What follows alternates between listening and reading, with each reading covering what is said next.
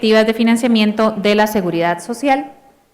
Ya tengo acá el señor don Álvaro Ramos, presidente ejecutivo de la Caja Costarricense de Seguro Social, y previo a iniciar con esta charla que tenemos programada con él, tenemos aquí un insumo interesante de parte de la Cámara de Industrias, don Álvaro, que quisiéramos comentarle antes de que usted dé su exposición, y dice lo siguiente: la Cámara de Industrias de Costa Rica analiza aquellos factores que afectan negativamente la competitividad, que la vemos como la capacidad de generar empleo. 78% de las empresas industriales encuestadas por la Cámara de Industrias considera que las cargas sociales son un obstáculo para la competitividad. Por otra parte, un 44% de empleos en la informalidad, que son casi 904,000 personas, son reflejo de altas cargas sociales y costos de la formalidad. Y como si eso fuera poco, cada vez tenemos más adultos mayores que atender en nuestros sistemas con menos aportes. ¿Cómo financiar la seguridad social en el futuro y mejorar la calidad de los servicios si necesitamos más bien bajar las cargas sociales? En el caso de las pensiones, se han tomado algunas decisiones, como la Ley de Protección al Trabajador, con un pilar de pensión complementaria y un aumento en la edad de pensión.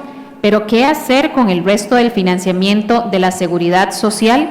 ¿Cuáles perspectivas visualiza usted ante esta realidad para el financiamiento de las cargas sociales que necesitamos reducir en el país? Con esta introducción, don Álvaro, le doy la palabra para que pueda iniciar su presentación.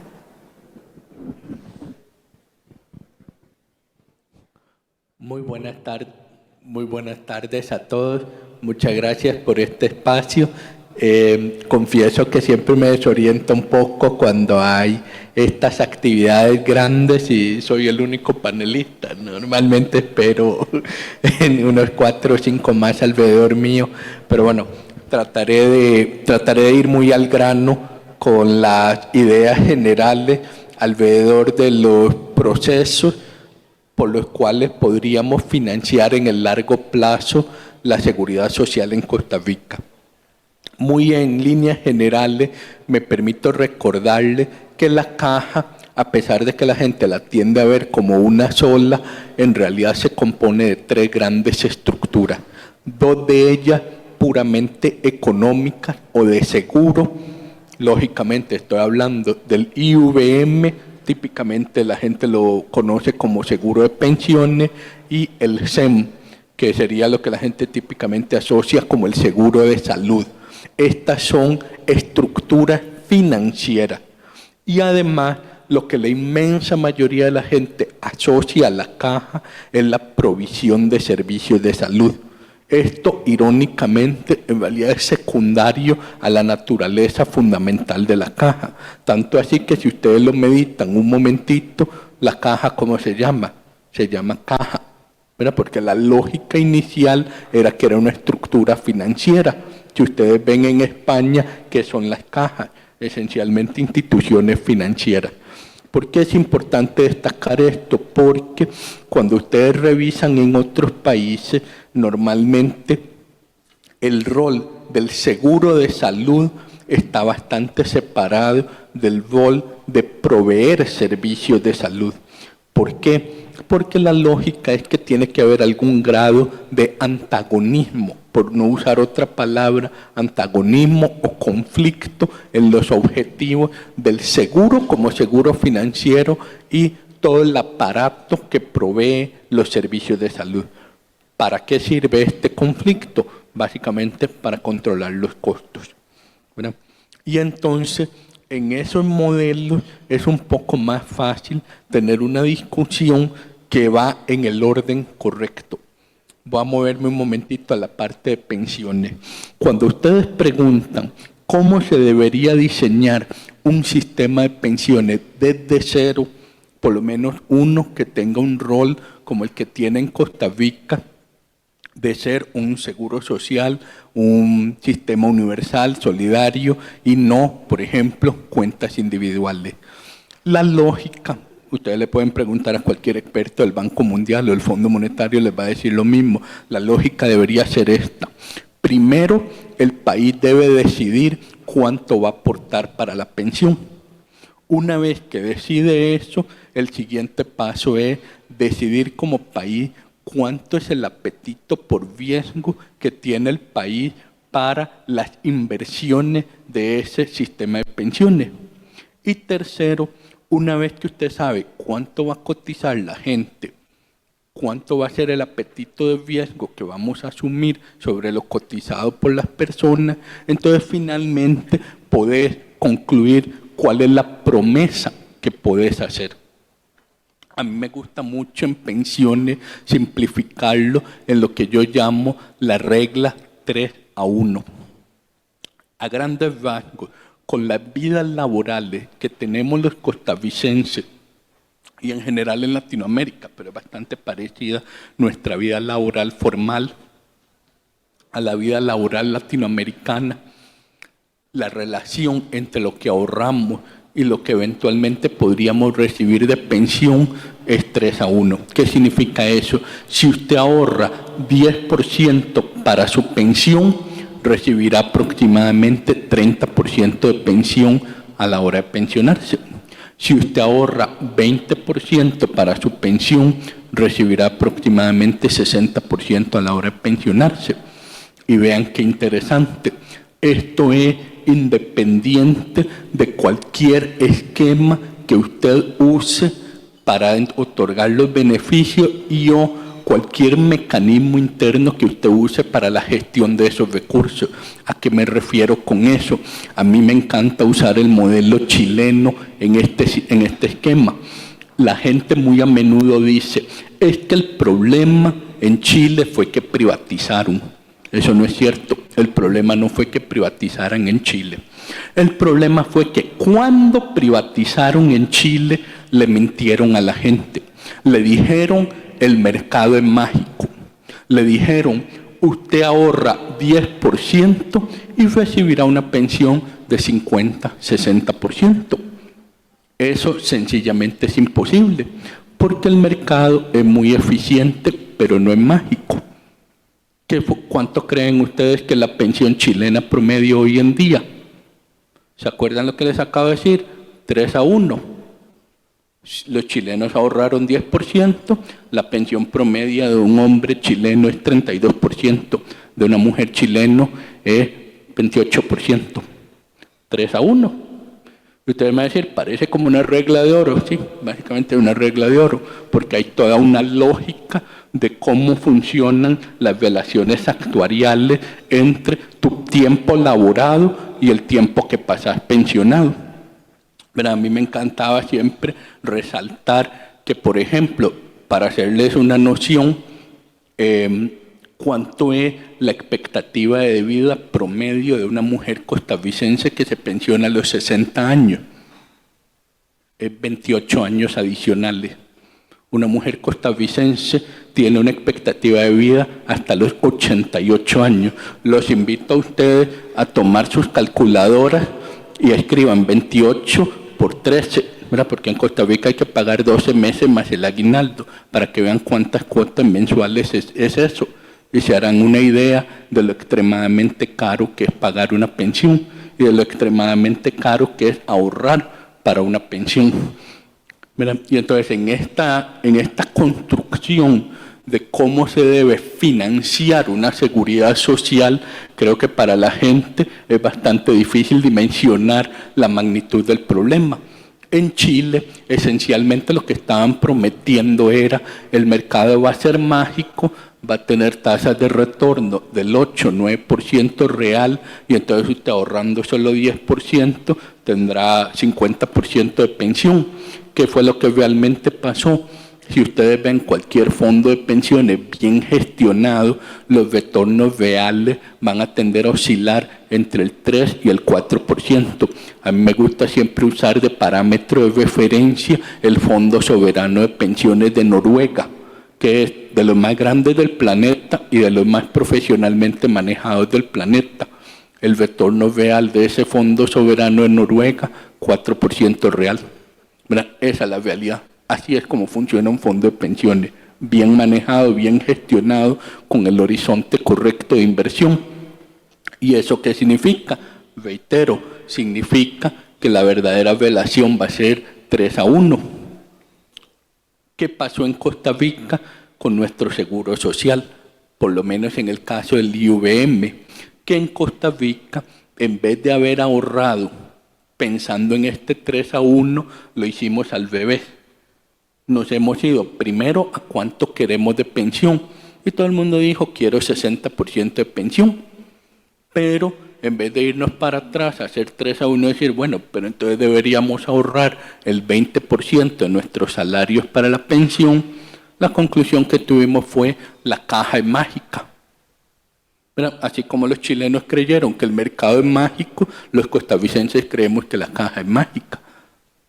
¿Y saben cuánto le dimos a la caja desde 1941 hasta el año 2009? Le dimos 7,5% de nuestro salario para la pensión. Entonces, hagan los números de nuevo ustedes, 3-1. 7,5% de ahorro de nuestros abuelos y de nuestros padres, con costos daba para pensiones de 25%. Y hemos venido pagando históricamente de 60%. Esta es la realidad y no ninguna otra.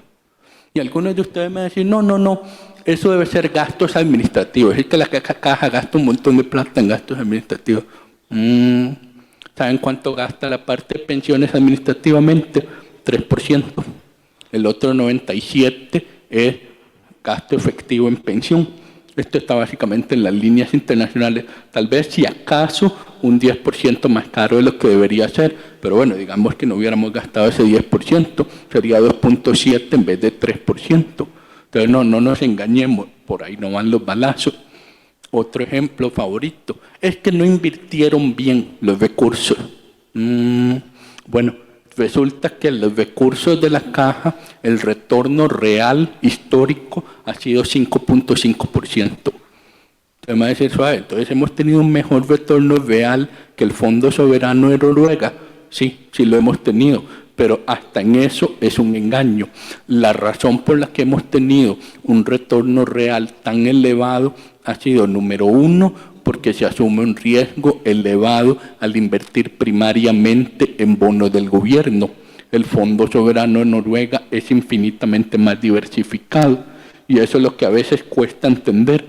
La gente cree que cuando diversificas, vos siempre incrementas tu riesgo, tu retorno. No es así. Depende de la estructura de tu inversión inicial. Dependiendo de si estás invirtiendo en un activo relativamente riesgoso, pero también de retornos altos, diversificar más bien te puede bajar el retorno esperado de esa inversión. Entonces, ¿qué es lo que ha pasado en Costa Rica? Hemos estado muy concentrados en un activo que tiene retornos altos, pero es relativamente más riesgoso. Problema número 1. Problema número 2. Les comentaba más temprano, en Costa Rica llevamos 3 generaciones que en vez de ahorrar un 15%, un 16%, que es lo que debieron haber ahorrado para lo que aspiraban a obtener de la seguridad social, ahorraron solo 7,5%. Eso, cuando usted lo calcula actuarialmente, nos ha generado un déficit devengado de aproximadamente 100 a 120 puntos del PIB. Lo que tenemos efectivamente ahorrado de ese devengado es más o menos 8 puntos del PIB. Por eso es que los retornos son altos de ese 8 puntos del PIB, porque hemos ahorrado tan poquito del déficit construido a lo largo de entregarle pensiones a todo el mundo, de prometerle pensiones a todo el mundo y recibir muy poco a cambio. Entonces tenemos relativamente pequeños ahorros.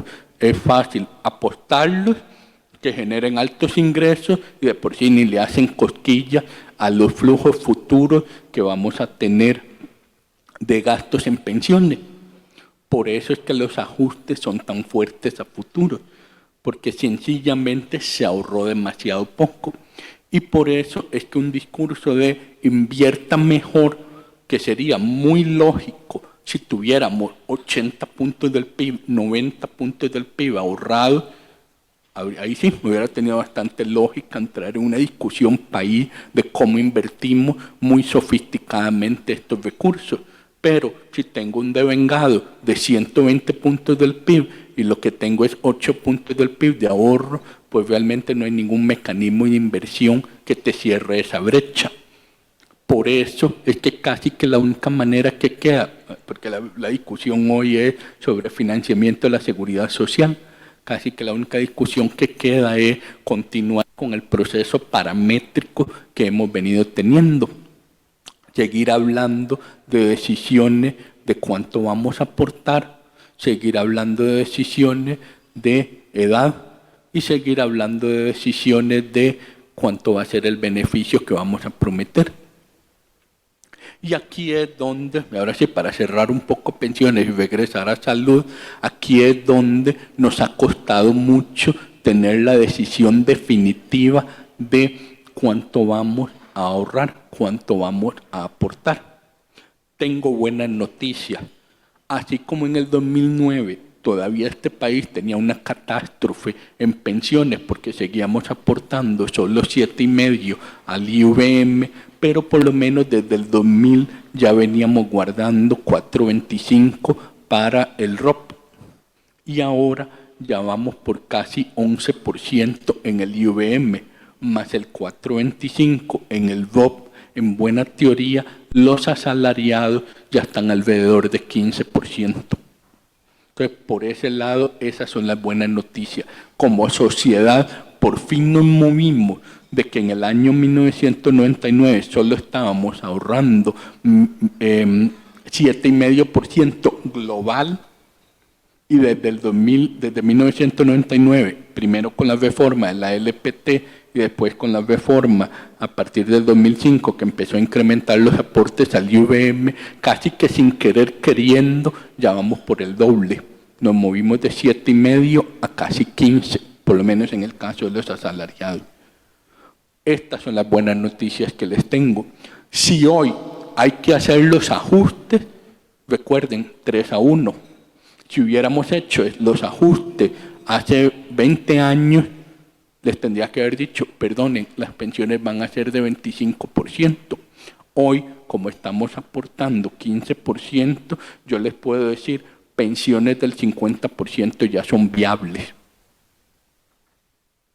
Lo que pasa es que mi lectura es una lectura más personal, pero estoy bastante seguro que estoy cerca de lo cierto, es que los costarricenses están muy acostumbrados a pensiones de alrededor del 60%, no del 50%. Para eso, por la regla de 3-1, nos faltan aún aproximadamente 3 puntos. Esa es la estimación que tengo yo. ¿De dónde van a salir esos 3 puntos? No es muy importante. Esa ya es una discusión país que se puede hacer en una mesa de diálogo. Pueden ser 3 puntos para un ROP más grande, pueden ser 3 puntos para un IVM más grande, no importa mucho. Lo que necesitamos es tener claridad como país, como les decía, el orden va primero de cuánto estamos dispuestos a aportar. Entonces, hoy ya hemos llegado a un equilibrio que a partir del año 2029 estaremos aportando un poco más de 16 puntos. Mi lectura es que deberíamos estar alrededor de 19-20 puntos en total, sumando el ROP y sumando el IVM.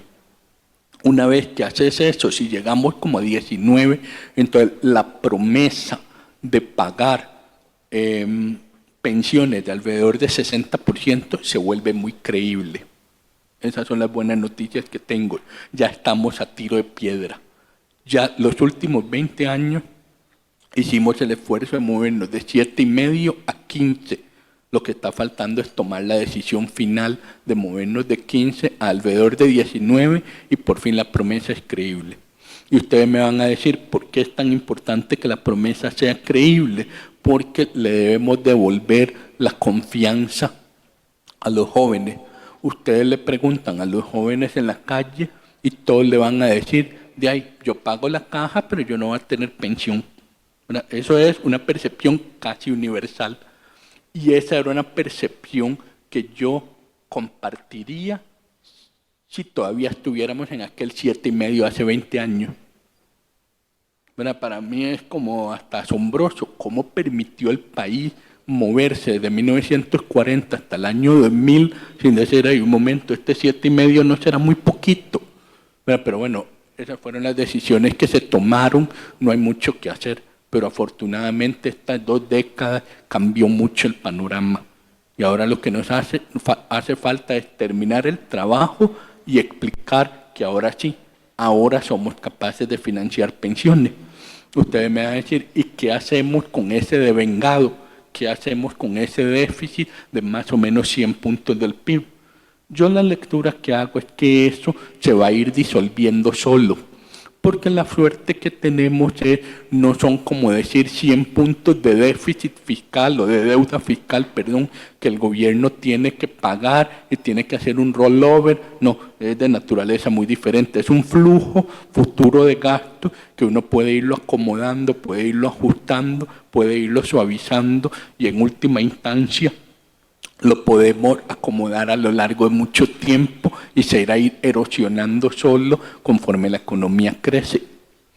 Pero, eso sí, tenemos que ser muy claros en cómo va a ser este perfil, por así decirlo, de repago del devengado. Pero las buenas noticias que yo les traigo es, yo percibo que es posible, que el esfuerzo económico no es tan grande. Y ustedes me van a decir, pero 3 puntos no es un montón. Sí, pero es que no es 3 puntos del PIB, cuidado. Es 3 puntos de la masa salarial. A modo de referencia, 3 puntos de la masa salarial es aproximadamente 1.2 puntos del PIB. Y también a modo de referencia, en este momento, hoy, estamos pagando 2.3 puntos del PIB en pensiones desfinanciadas, de exdiputados, de Hacienda, de magisterio, etcétera, etcétera. Entonces, claramente vivimos en un país que ya está en la capacidad de pagar 2.3 puntos del PIB a pensiones que se desfinanciaron. Ese grupo de pensiones se va a ir erosionando solo porque se cerraron desde los 90. Entonces ya tienen 20, 30 años de estarse desgastando. Lo que pasa es que la masa de pensiones acumuladas en los 90 era tanta que aún la estamos pagando. Pero durante los próximos 20 años, esos 2.3 puntos del PIB va a ir bajando y bajando y bajando hasta casi cero. Esas son las buenas noticias que también tenemos. Entonces, si nosotros somos cuidadosos en la construcción de esta rampa para arriba, de las pensiones del IVM, conforme hay una rampa para abajo de todas las pensiones desfinanciadas, de lujo, si ustedes quieren llamarlas en esos términos, les podemos poner ese término de lujo, pues entonces el esfuerzo económico que hará el país se va a percibir bastante constante, sin altos fuertes ni bajos fuertes, y poco a poco moviéndonos a una verdadera pensión universal. Entonces, bueno, ese es el panorama en pensiones. Entonces me va a decir que va a dar un panorama tan optimista, pero es que esto es lo que es. O sea, no estoy diciendo que va a ser fácil, no estoy diciendo que no hay que hacer cambios, hay que hacerlo. Lo que les estoy diciendo es, no subestimemos la capacidad de Costa Rica de haber cambiado mucho las cosas, porque creo que tendemos a contarnos una historia nosotros mismos de aquí nunca pasa nada, aquí nunca se hace nada, aquí nunca se hace un cambio. Yo les estoy contando una historia real. Si no me creen, revísenla ustedes mismos.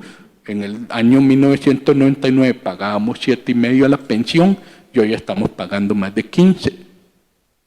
Y la gente casi que ni se dio cuenta. Obviamente lo deben de haber sentido en sus bolsillos, eso no lo dudo, y particularmente los empresarios lo deben haber notado. Pero lo hicimos. Logramos sin querer, queriendo, cambiar el pacto social de manera muy sutil, pero muy poderosa.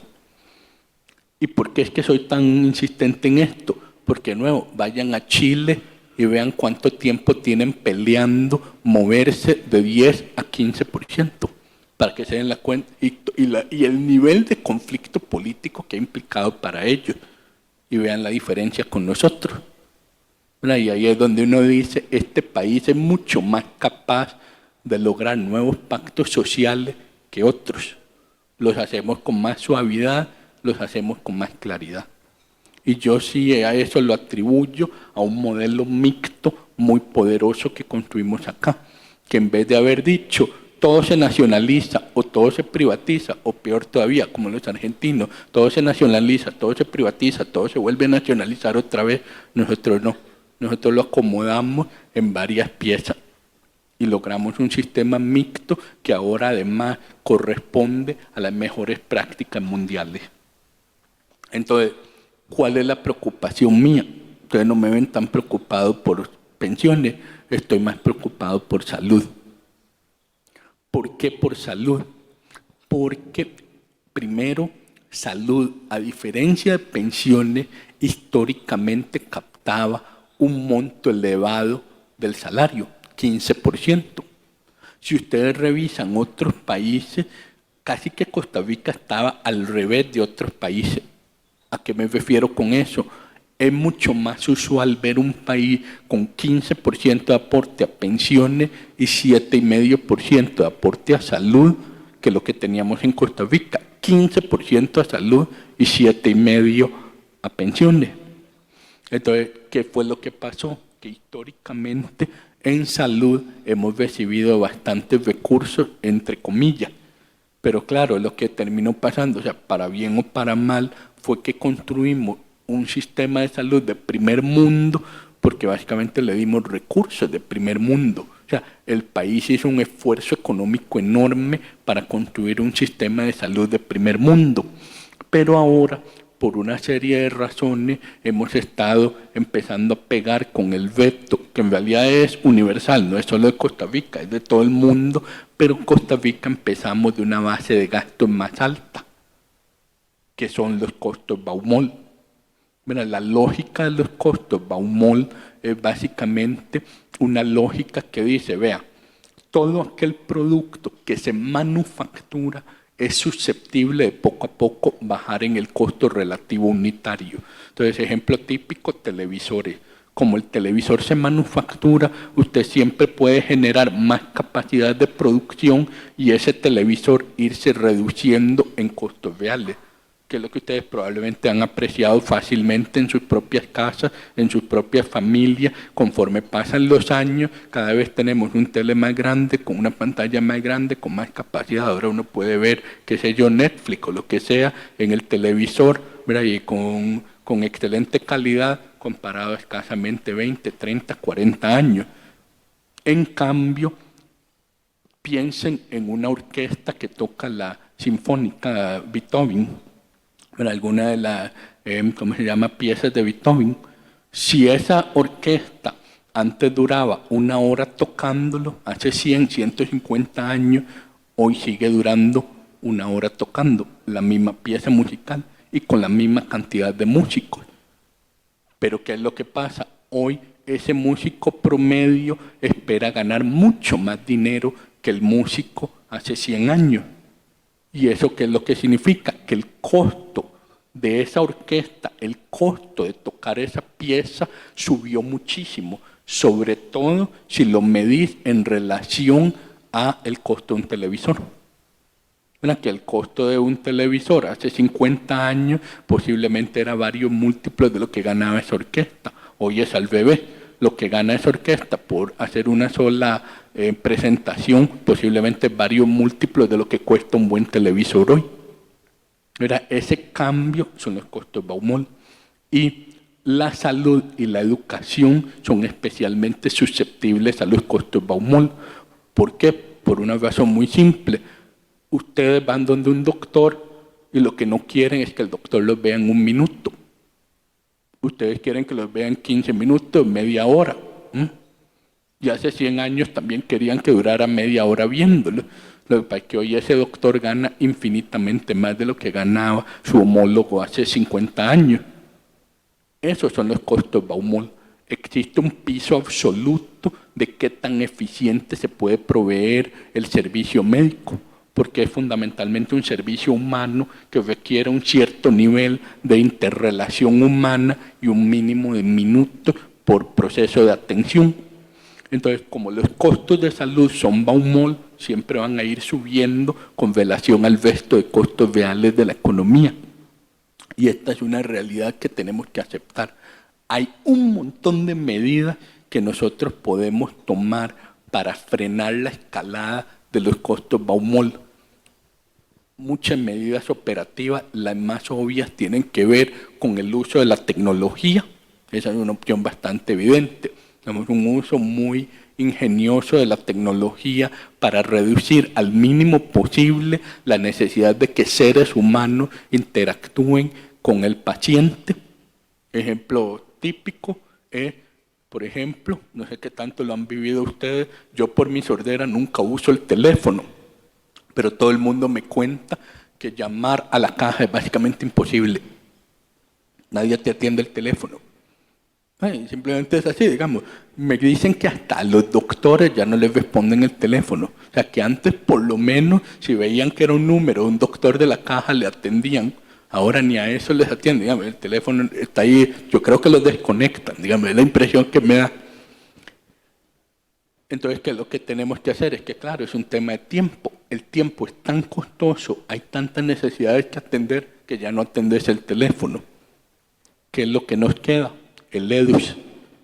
Aprovechar esa plataforma que afortunadamente ya existe y empezar a tramitarlo absolutamente todo por el EDUS.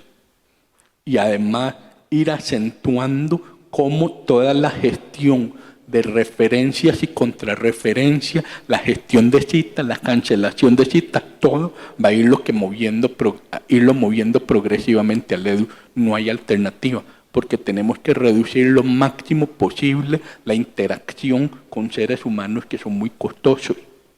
Y ojalá y cruzar los dedos de que en el proceso de hacer este diseño si logremos una buena relación con el paciente, es decir, que el paciente se sienta atendido y no simplemente que lo ignoran como ahora que llama y nadie lo atiende. Y bueno, este es el tipo de medida, entre muchas otras, que uno puede usar para ir bajando costos, para ir mejorando la atención, pero detrás de eso hay un reto bastante fundamental de cómo lo vamos a financiar. Y esto, mientras más lo piensa uno, el reto va a tener que ser movernos muchísimo a aquello que sea más costo-beneficio. Yo les soy franco, estoy un poco nervioso por la cantidad de hospitales que se tienen planeados o torres hospitalarias que se tienen planeados. Entonces yo sé que cualquiera de estos grupos me mata, pero es que la realidad, digamos que hacemos el Hospital Nuevo de Cartago, hacemos el Hospital Nuevo de Limón, terminamos el de Turrialba, terminamos el de Punta Arenas, terminamos la Torre de Esperanza en el Hospital de Niños, terminamos de ¿cómo se llama?, proveer de plaza la nueva torre del Calderón Guardia, terminamos una nueva torre en el geriátrico, hacemos el hospital de Golfito, etcétera, etcétera. Ustedes se pueden imaginar que la lista sigue y sigue. 30 áreas de salud nuevas. Aproximadamente entre 300 y 400 EBAI nuevos. Si hacemos todo eso, de una lista de niños muy linda, ¿saben cuánto cuesta? Solo la inversión inicial, 1 millón de millones de colones. Y el proveer de personal y el equipamiento de estas inversiones, como 3 millones de colones. Para un total de 4 millones de colones. Por los próximos 10 a 15 años, pesos más, pesos menos. No los tenemos. Entonces la pregunta es, ¿nos los van a dar? ¿Está el país dispuesto a dárnoslos? Y si no están dispuestos, ¿qué cortamos? ¿Quito la Torre de la Esperanza de los chiquitos? Ah, no, ¿cómo se le ocurre? La salud de los chiquitos es un derecho universal. Quito el geriátrico. Ah, no, ¿cómo se le ocurre? Es un país envejeciendo, tenemos que atender a los viejitos. Quito el Hospital de Limón. ¿Cómo se te ocurre? El Hospital de Limón está clasificado como el tercer hospital más riesgoso de toda América Latina en cuanto a que básicamente está en el mar y el primer huracán duro que se nos venga se lo lleva en banda y ya no hay Hospital de Limón. Entonces hay que construir el de Limón. O tal vez Cartaguito ya es campeón, entonces tal vez ya no necesita un hospital.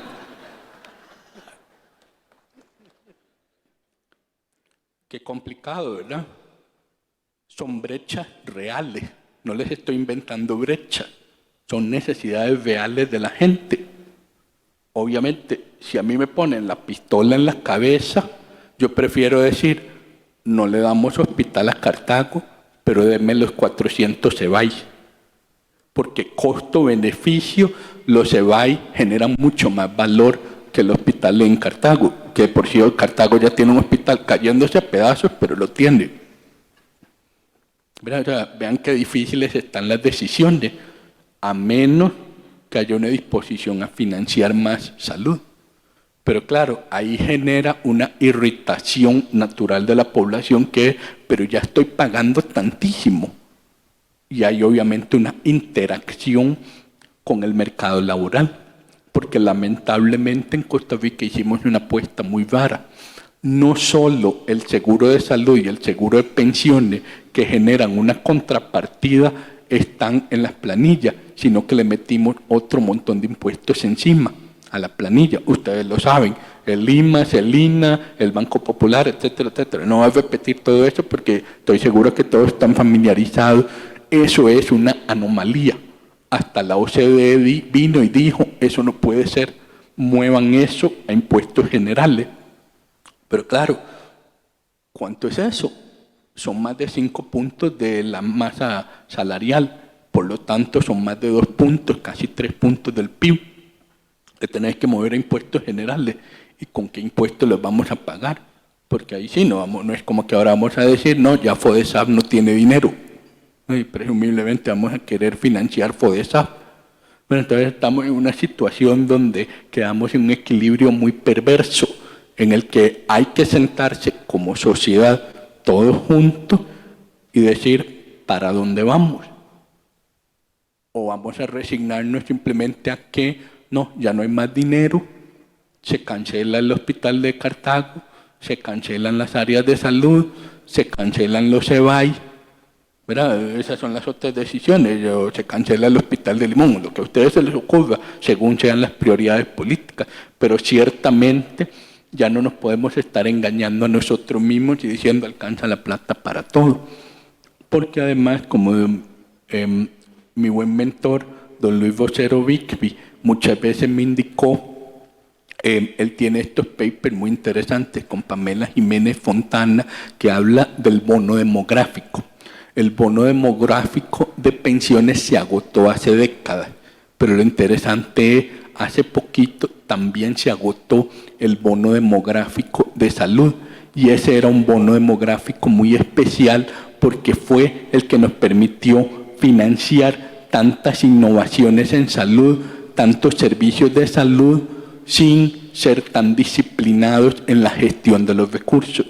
Entonces, bueno, para ir cerrando, quizá lo que les puedo decir es, vean, el compromiso mío como jerarca de la Caja es, haré la mejor gestión operativa que yo pueda hacer, o sea, me desviviré por hacerlo de la Caja, pero no se engañen, la mejor gestión operativa de la Caja, tanto en pensiones como en salud, no arreglará los problemas estratégicos de financiamiento que tenemos. Hay que tomar una decisión país. ¿Qué es lo que queremos? Hay dos opciones, siempre hay dos opciones. Podemos decir, ya no queremos pagar tanto, pero entonces tenemos que estar dispuestos a, ya no recibiremos tanto, llámese en pensiones o en salud. ¿Cuál de las dos quieren? O un balance, siempre es una opción. Sacrifico un poco de calidad y sacrifico un poco en hacer un esfuerzo económico mayor, pero tomemos una decisión. Muchas gracias.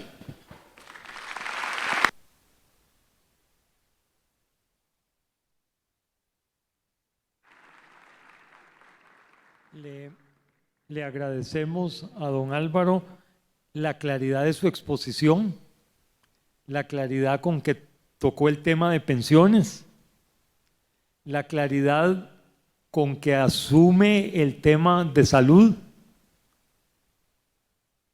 Primero, gracias por recordarnos que en Costa Rica se hacen bien las cosas. Eso es muy importante, porque prácticamente todos los días algo le tenemos que echar en cara al Estado costarricense. Y sin embargo, si desde afuera nos ven que en un periodo de 12 años pudimos pasar de un tipo de contribución de pensiones casi que al doble, sin que esto representara una gran efervescencia social, algo hicimos bien. Ahora, don Álvaro, yo le quiero hacer una última pregunta sobre este importante tema del financiamiento. Tenemos un 44% de informalidad. Su opinión es que en la medida en que podamos bajar esta informalidad para que se cotice para la caja y obviamente las demás contribuciones hasta el Estado, nos permitiría tener opciones no tan drásticas como las que ustedes están pensando. Sí y no. A ver, creo que es fundamental lograr incorporar a esta población que actualmente se encuentra en la informalidad. Pero creo que mi aproximación al tema va por otro lado. ¿En qué sentido? Me parece que la mayoría de las personas, cuando piensa en incorporemos a la persona informal, de alguna manera está diciendo, bueno, esta persona informal que hoy está, no sé, haciendo canastas de bambú y vendiéndolas en Puerto Viejo, en Limón, ¿verdad? Por usar algún ejemplo, de repente ahora sí va a cotizar para la caja. Esa creo que es como la lógica que tiene la mayoría de la gente. Yo lo veo diferente. Yo lo veo más en términos de que lo importante sería ver cómo reducimos el costo de la formalidad de una manera que incentive a la señora, que en realidad lo que le pasó no es que es una emprendedora nata, sino que posiblemente se quedó sin un empleo, no sé, trabajando en una soda en Puerto Viejo, y lo que le quedó fue hacer las canastas, decir, no, esta señora debería hacer un esfuerzo o debemos como sociedad generar las condiciones para que rápidamente se reincorpore a otra empresa formal. Ese ha sido el nerviosismo mío de cómo este enfoque, y lo digo con toda franqueza, por ejemplo, siempre paso muy nervioso de todo este enfoque que las pymes. A mí me parece muy bien un enfoque hacia el emprendedor, hacia la persona que está creando las condiciones para una empresa que empieza como una pyme y después crece. Pero yo tengo bastante más recelo sobre un trato especial a la pyme por ser pyme. Puedo entender dar condiciones favorables iniciales para que esa empresa crezca, pero la empresa como pyme, mi impresión es que en general tiende a ser muy improductiva.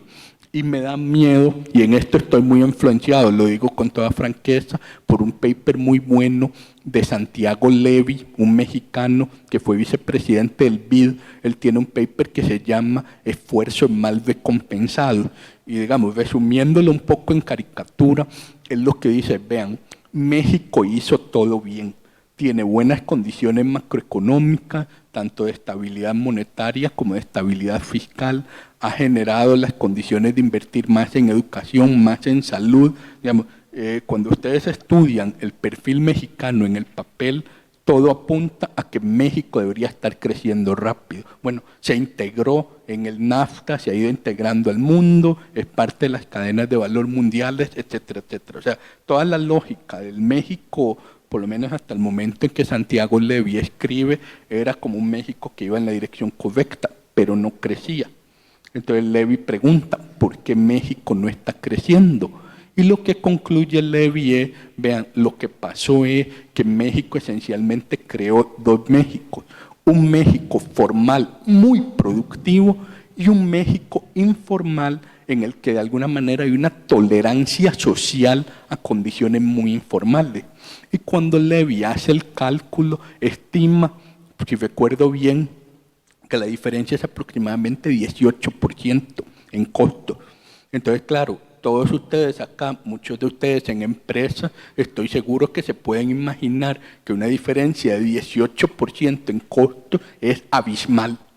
Incluso una empresa muy improductiva, con 18% menos de costo, logra sobrevivir versus una empresa formal que sí tiene que enfrentar todos esos costos.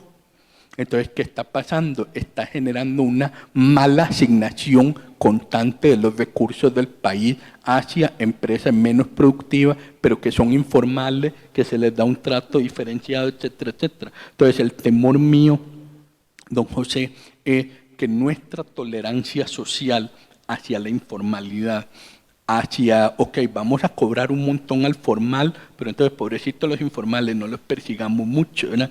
Ese tipo de tolerancia social tenía sentido en algún momento, pero siento que hoy nos está generando toda una serie de trampas de que los recursos económicos, capital, trabajo, se van mal asignando.